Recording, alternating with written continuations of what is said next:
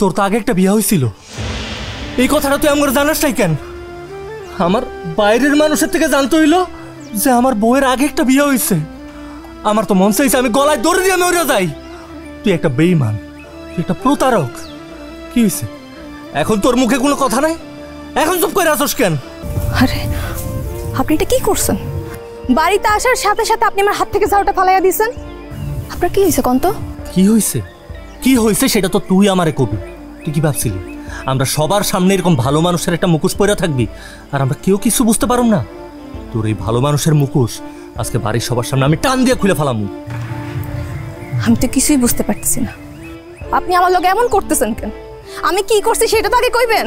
তুই কি আসলেই বুঝতে পারতাছস না? এত বড় একটা সত্যি তুই আঙ্গু কাছ থেকে লুকাইলি কেমনে? তুই জানোস না সত্য কখনো চাপা থাকে না? ওই তোর তো আগে একটা বিয়ে হয়েছিল, এই কথাটা তুই আমার জানাসটাই কেন? আমার বাইরের মানুষের থেকে জানতে হইল যে আমার বউয়ের আগে একটা বিয়ে হয়েছে।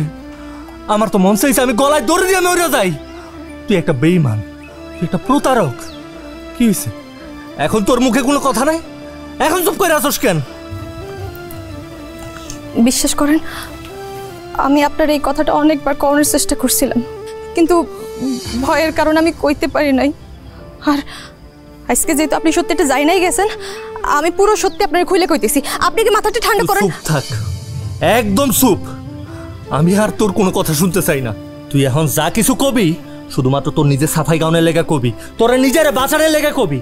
তারে রইছস কেন? যা বাইরে যা, এক্ষুনি আমার বাড়ি থেকে বাইরে যা। বৌমা বাইরে হইব কেন? কি করছে বৌমা? কি করছে কইতাছো মা? ও একটা বেঈমান, ও একটা প্রতারক মা। আমরা সবার সাথে প্রতারণা করছে। তুমি জানো মা, ওর আগে একটা বিয়ে হয়েছিল, আর এত বড় একটা সত্যি কথা ও তোমার কাছে, আমার কাছে, আমার পুরো পরিবারের কাছে লুকাইছে।